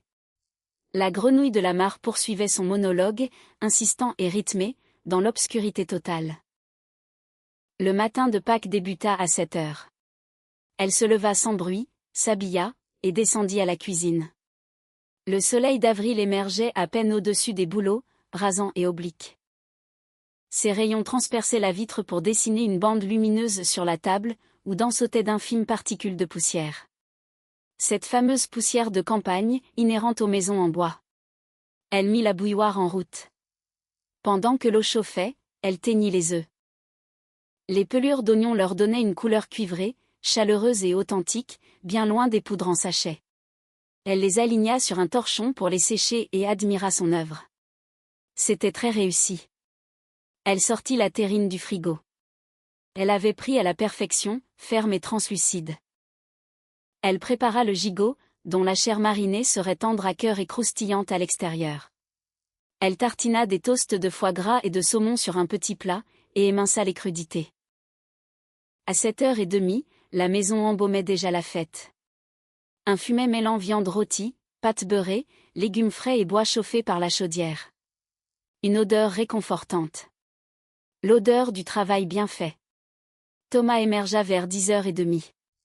Il contempla la table dressée, puis sa femme. « C'est magnifique, dit-il. Va faire ta toilette. Ta mère arrive à 11h. À 11h tapantes, un taxi s'immobilisa devant le portail. Nadine en sortit la première, talonnée par tante Gisèle. Toutes deux étaient lourdement chargées. Elles transportaient autant de sacs que si elles venaient s'installer pour l'année. « Joyeuse Pâques !» clama Nadine d'une voix de stentor. « Joyeuse Pâques !» répondit Océane. La belle-mère lui asséna 3 bises expéditives sur les joues, très formelles. Tante Gisèle, elle, l'étreignit chaleureusement. Elles pénétrèrent dans la maison. Nadine fonça directement à la cuisine, inspecta les lieux, et pointa un doigt vers les brioches. « Et l'eau bénite ? Il aurait fallu aller à la messe ce matin. » Nadine, j'ai cuisiné jusqu'à 1h du matin. Les traditions sont les traditions. Tante Gisèle avait d'ores et déjà repéré le canapé du salon et en évaluait le moelleux. Thomas fit son apparition, sanglé dans une chemise en lin toute neuve. Océane la lui avait achetée un mois plus tôt, au hasard d'une virée au centre commercial. « Maman !» Il serra Nadine dans ses bras. « Le trajet s'est bien passé ? » « Très bien, très bien. Et toi ?» Elle le scanna de la tête aux pieds. « Tu as fondu. Océane ne te nourrit plus ? » Maman, la modéra-t-il doucement. « C'est bon, je plaisante. » Plantée dans l'encadrement de la porte de la cuisine, Océane avait tout entendu. « Océane ne te nourrit plus. » Elle tourna les talons pour aller recompter les couverts. À midi, Pierre et Nathalie débarquèrent depuis Saint-Étienne. Pierre s'avéra être un grand gaillard silencieux, la quarantaine bien tassée, doté de mains de travailleur et du regard affûté de ceux qui jaugent plus qu'ils ne parlent. Nathalie, petite et menue, restait sagement dans le sillage de son mari. Ils saluèrent Océane avec politesse et retenue. Vers 12h30, ce fut au tour de Sylvie de faire son entrée. Une femme proprette d'une 60aine d'années, flanquée d'un sac cabas, qui s'exprimait avec cette voix artificiellement forte, typique des gens qui aiment prendre de la place.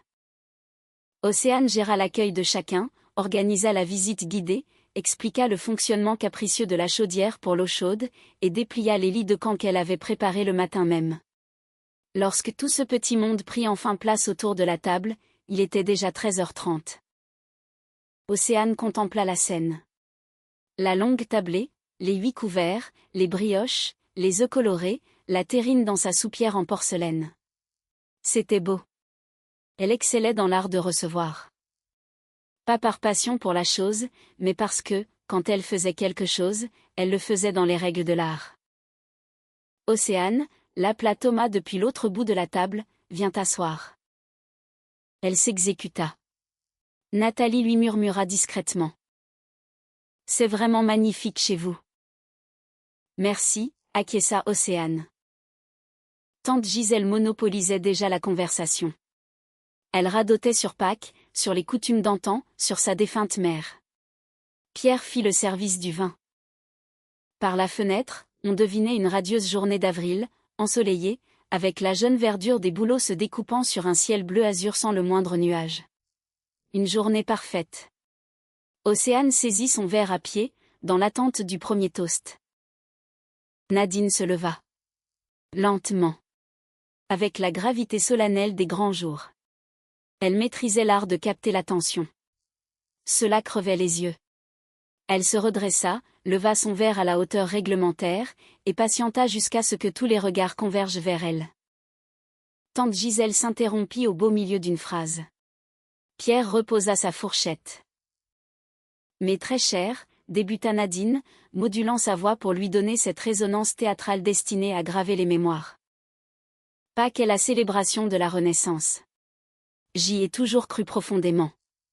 Peu importe les épreuves, peu importe les drames, la lumière finit toujours par triompher des ténèbres.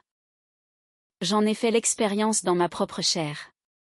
Quand j'ai perdu mon mari, quand je me suis retrouvée seule avec mes garçons, j'ai tenu bon, car le ciel n'abandonne jamais ceux qui se battent. Elle marqua une pause étudiée.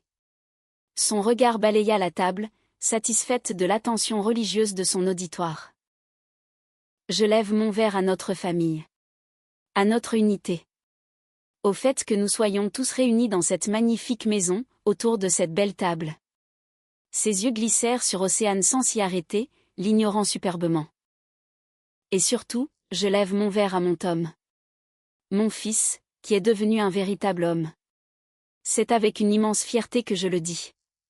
C'est lui qui entretient celle-là. Elle esquissa un vague geste de la main dans la direction d'Océane, comme on chasse un insecte.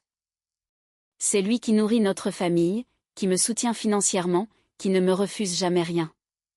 Les hommes de sa trempe se font rares aujourd'hui. À la santé de notre pilier. À notre bienfaiteur. Santé, s'exclama tante Gisèle. Pierre leva son verre.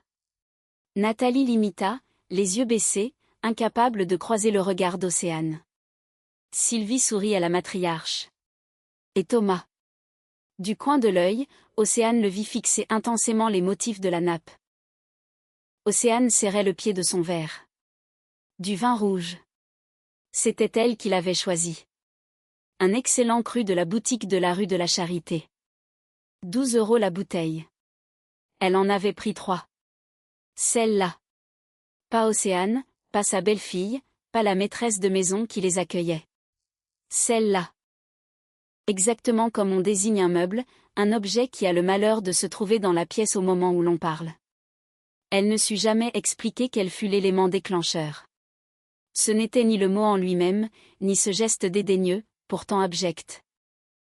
Peut-être s'était-elle soudain rappelé l'image d'elle-même, debout à cette même place, la veille, à minuit moins le quart, veillant sur la cuisson des brioches dans la pénombre silencieuse.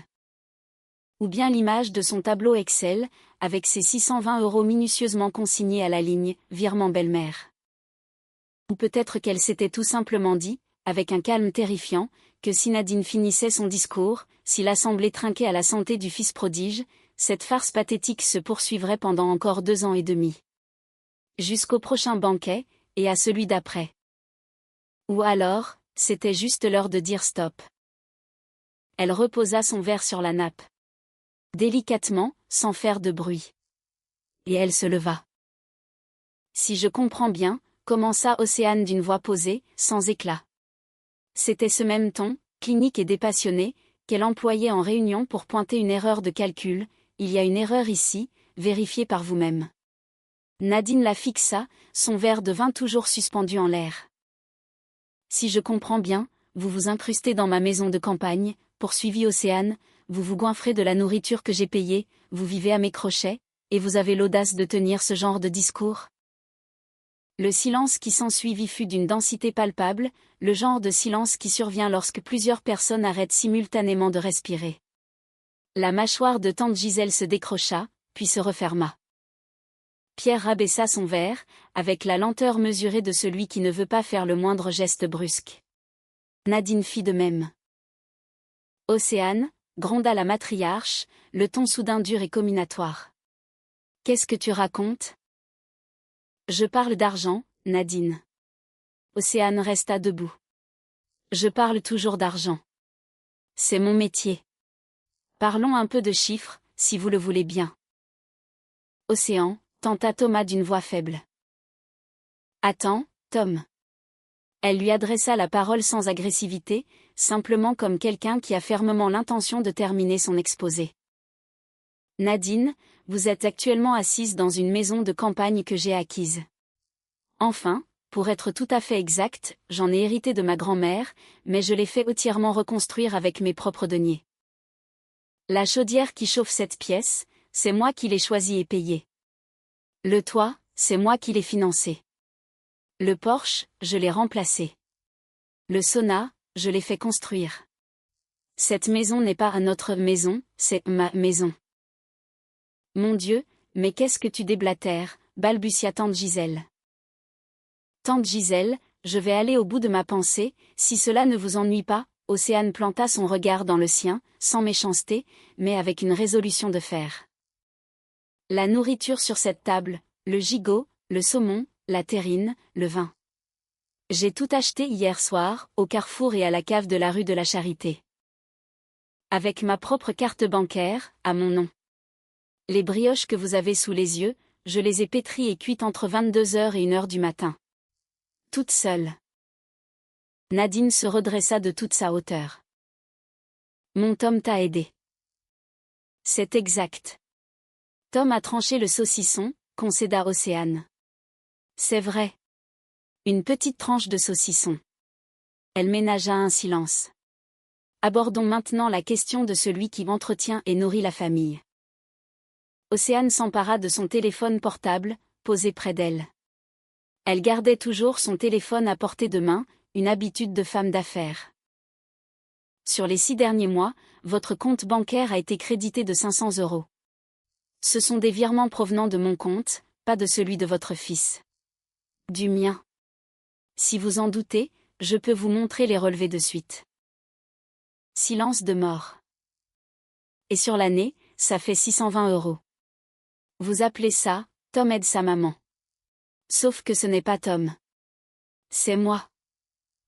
Nadine la dévisageait. Les traits de son visage se décomposaient au ralenti, comme un tissu tendu à l'extrême qui commence à se déchirer maille par maille. Le crédit de la voiture avec laquelle Tom est arrivé ici, poursuivit inexorablement Océane, est à mon nom. 250 € par mois, pendant encore 2 ans. L'électricité, les courses, l'assurance auto.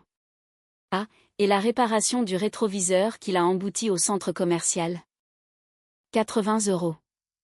C'est encore moi. Il n'y a aucune animosité dans ce que je dis, Nadine. C'est juste de la comptabilité de base. Vous avez utilisé le terme entretien. J'aimerais qu'on établisse une fois pour toutes qui entretient qui, autour de cette table. Thomas était livide. Ses yeux fuyaient sa mère, fuyaient Océane, obstinément rivés sur ce même motif de nappe qu'il fixait pendant le toast. Pierre s'éclaircit la gorge. Bon, fit-il, mal à l'aise. Je crois qu'on va.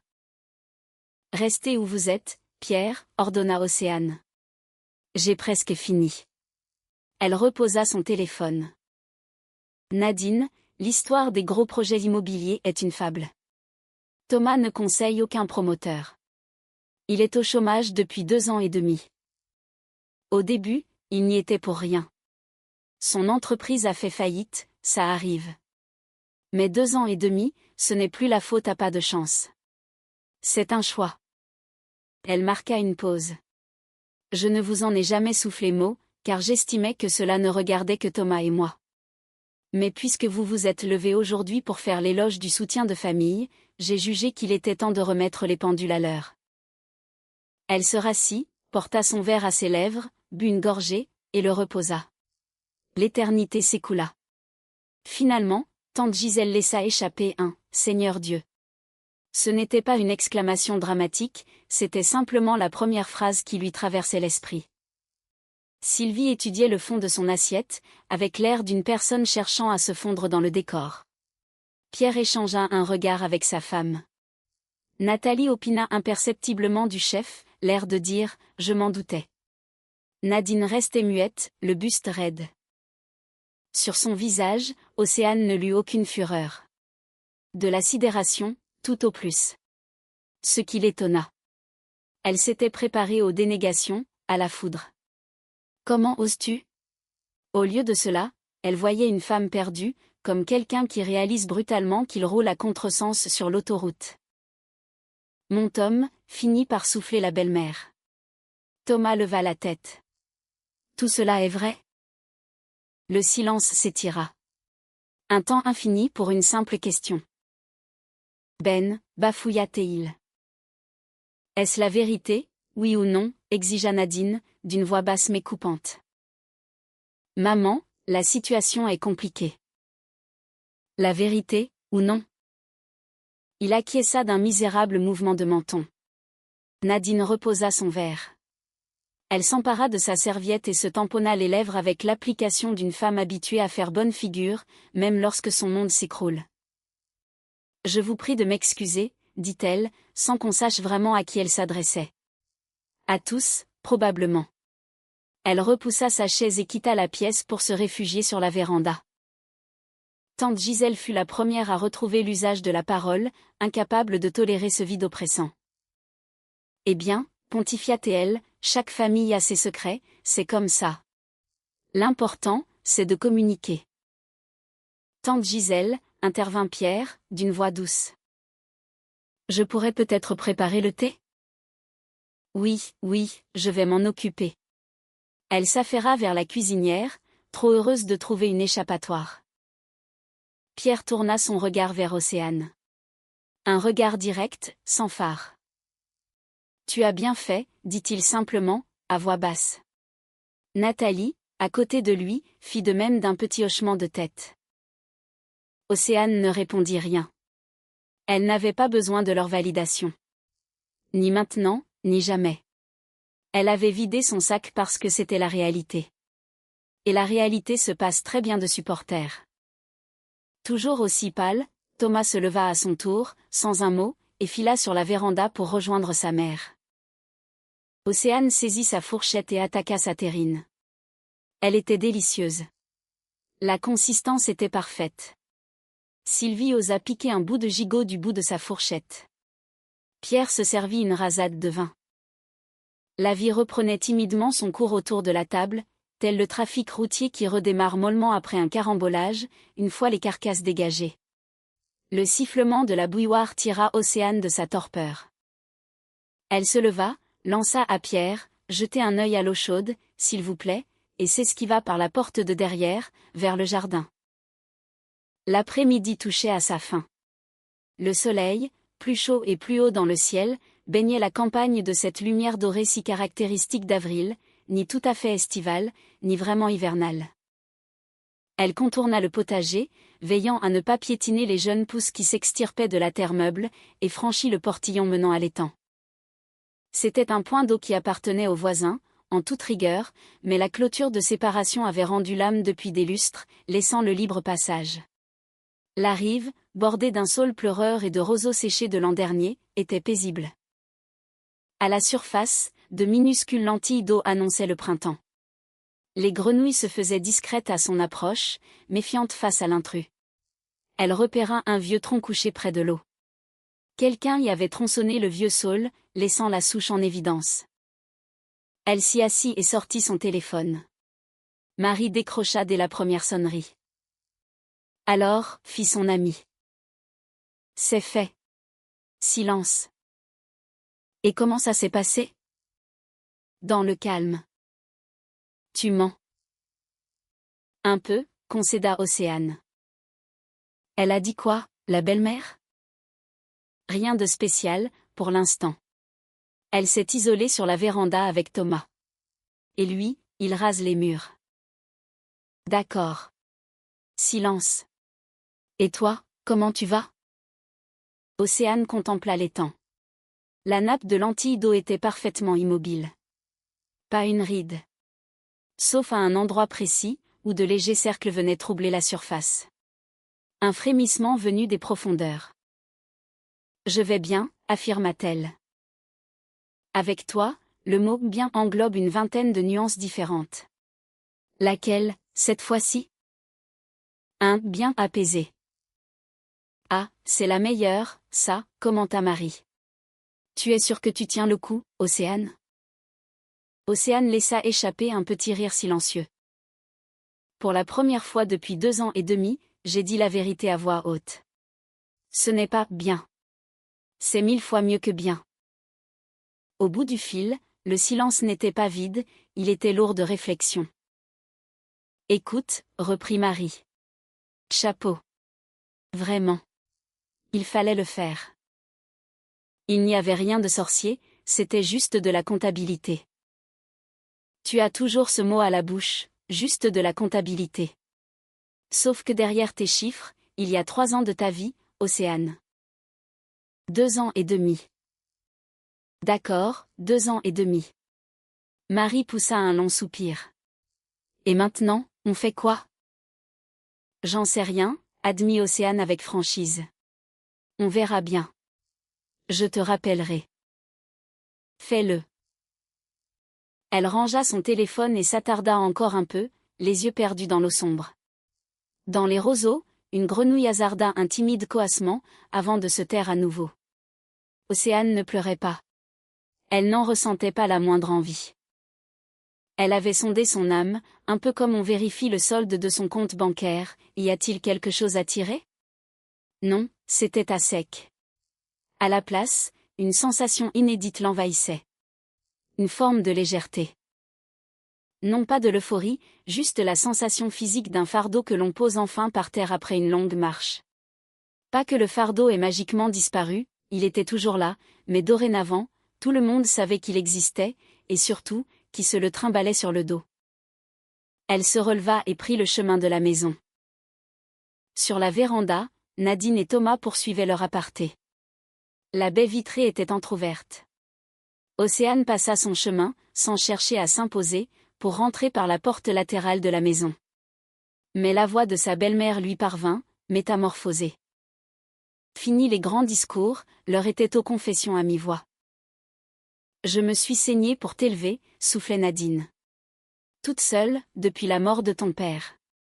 Tu le sais très bien. Maman, tenta d'intervenir Thomas. Tais-toi. Laisse-moi parler. Silence. Je t'ai élevé avec une seule idée en tête, il grandira, ce sera un homme, un vrai, quelqu'un de fiable. C'était ma religion. J'étais persuadée que tu étais de ce bois-là. Que tout allait bien pour toi, et que si tu me cachais des choses, c'était pour me préserver. Je me rassurais en me disant, il est autonome, il va gérer. Silence. Thomas, tu prenais l'argent de ta femme pour me le donner, en me jurant que c'était le tien? Maman, je voulais juste. Tu prenais son argent, pour me le donner, en jurant que c'était le tien? La voix ne montait pas dans les aigus, mais le tranchant était glaçant. Tu te rends compte de la gravité de tes actes? Océane s'éloigna, refermant doucement la porte de la cuisine derrière elle. À l'intérieur, tante Gisèle s'improvisait barmaid et distribuait les tasses de thé. Pierre était assis, tandis que Nathalie tentait de sauver les apparences en débarrassant la table. Sylvie, assise les mains sagement posées sur les genoux, fixait la fenêtre, avec la détermination de quelqu'un qui a fermement décidé de ne plus participer à rien. Océane, l'interpella tante Gisèle, viens t'asseoir, prends un thé. Tiens, j'ai déniché tes chocolats dans l'armoire. Je les avais achetés exprès pour le thé, tante Gisèle. Ils sont à leur place, répliqua Océane. Parfait, parfait, s'exclama tante Gisèle, qui s'épanouissait pleinement dans son rôle de mère nourricière en temps de crise. Ne te ronge pas les sangs. Chaque famille a ses tempêtes. Tiens, ça me rappelle ma voisine. Tante Gisèle, murmura Pierre, d'un ton suffisant pour lui clouer le bec. Océane avala son thé debout, l'œil fixé sur la table à moitié débarrassée. Ses brioches trônaient toujours là, intactes. Le psychodrame avait coupé court à la dégustation avant le toast. Goûtez au moins aux brioches, proposa-t-elle. C'est moi qui les ai faites. Nathalie fut la première à s'exécuter. Elle acquiesça. Elles sont excellentes. Merci.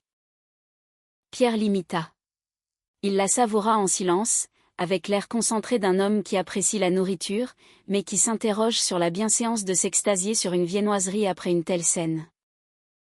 Une très bonne brioche, trancha-t-il finalement. C'est la recette de ma grand-mère, précisa Océane. Ce qui n'était pas un mensonge. Elle l'avait exhumée d'un vieux carnet, griffonné à l'encre délavée. Ça faisait 3 ans qu'elle l'utilisait. Thomas réapparut dans la cuisine une demi-heure plus tard. Il s'assit, prit la tasse que tante Gisèle lui avait préparée à l'avance, et la garda entre ses mains, muet. Pierre se leva et tira Nathalie par la manche. « Venez, on va prendre l'air. » Ils s'éclipsèrent. Tante Gisèle leur emboîta le pas en s'affairant, ravie de pouvoir se rendre utile tout en comprenant que la meilleure façon de l'être était de ne pas déranger. Sylvie suivit le mouvement, refermant la porte derrière elle avec une extrême discrétion. Ils étaient seuls. Thomas fixait le fond de sa tasse. Océane était assise face à lui. « Océane, osa-t-il enfin. »« Tom. J'aurais dû. »« Ce n'est pas le moment, le coupa-t-elle net. »« Garde tes explications pour plus tard. On aura cette discussion, mais ce soir, quand ils seront tous partis. » D'accord. Il leva les yeux vers elle, et, l'espace d'un instant, elle reconnut une expression qu'elle croyait disparue. Ni excuse, ni rasemotte. Quelque chose d'autre. Quelque chose de lourd et d'honnête.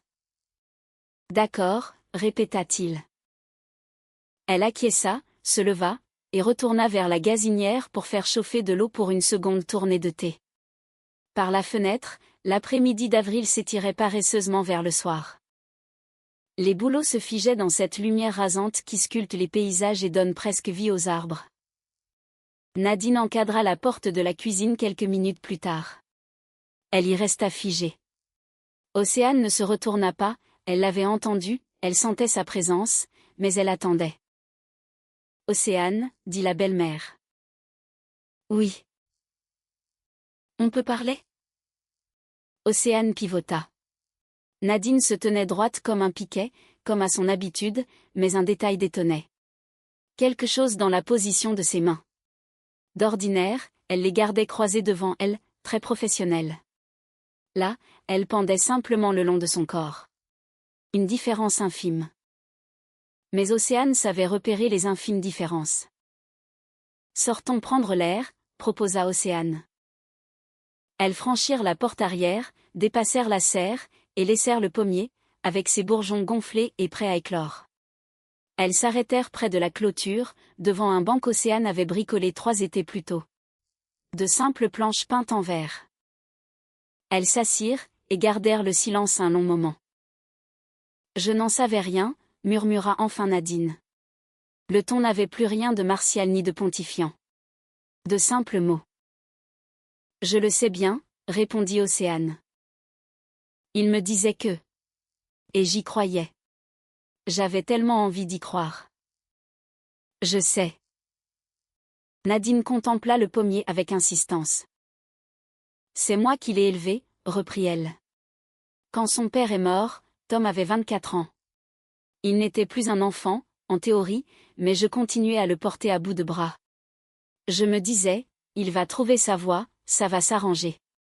J'ai passé ma vie à attendre ce moment. Elle s'arrêta. Au fond, je suis sûrement coupable aussi. Océane n'eut pas la courtoisie de dire « mais non, voyons », ni la cruauté de dire « oui, vous l'êtes ». Elle se tut, car ce n'était pas sa conversation. C'était une femme qui pensait tout haut, assise à côté d'elle. Tout à l'heure, j'ai dit « celle-là », prononça Nadine très lentement.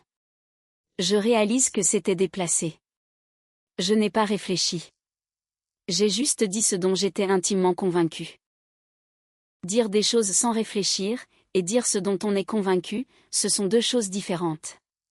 Nadine, trancha Océane, je ne suis pas vexée. Je suis en colère. C'est très différent. La belle-mère tourna la tête vers elle. Pour la première fois, Elle la regardait vraiment. Sans l'inspecter, sans l'évaluer. Tu es quelqu'un de fort, dit-elle. Ce n'est pas un compliment, c'est une observation. Je l'avais remarqué depuis toujours. C'est juste que ça m'incommodait. C'était probablement plus facile pour moi de me convaincre que Tom était le pilier, et que tu n'étais qu'à ses côtés. Dans mon esprit, c'était l'ordre naturel des choses. Je suppose que tu es en colère pour l'argent? Pas pour l'argent, rétorqua Océane. Pour le mot « celle-là ». L'argent, c'est mon fichier Excel. Et je le tiens à jour. Les mots, c'est une autre affaire. Nadine hocha lentement la tête. Pardonne-moi, dit-elle.